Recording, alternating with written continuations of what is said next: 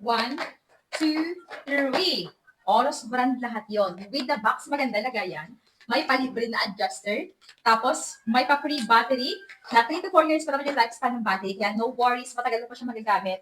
Tapos yung quality ng relo, grabe, maiiyak ka talaga sa napakaganda. First one, nila ganito yung pinaka-design. Minimalist lang. Beb, walang numbers yan. Pero pag magaling ka tumingin ng relo, alam mo na yan.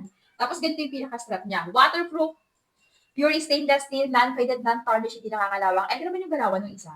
O, di ba? Makapal ang pinaka-glass. Ang nagustuhan ko talaga sa shop na to, yung mga watches nila, makakapal ang strap. Tapos, strength luminous. Makakapal yung pinaka-glass lalo, which is na yung talaga yung pinaka-importante na dapat makakapal yung pinaka-glass para at least long last talaga. Waterproof, non-faded, non-tarnished, hindi nangangalawang. Napakaganda ng sukat natin. Okay? Ganito yung mga design ng mga watches na pinadala sa atin. O, di ba? Minimalist lang. Pag mga suot-suot yan, ganyan siya. Hindi ko kasi mailak yung isa. Okay? Naka-discount sale sila ngayon. Sobrang price down. Naku, pag-usapang relo, Beb, highly recommended. Ayan yan. Check mo na.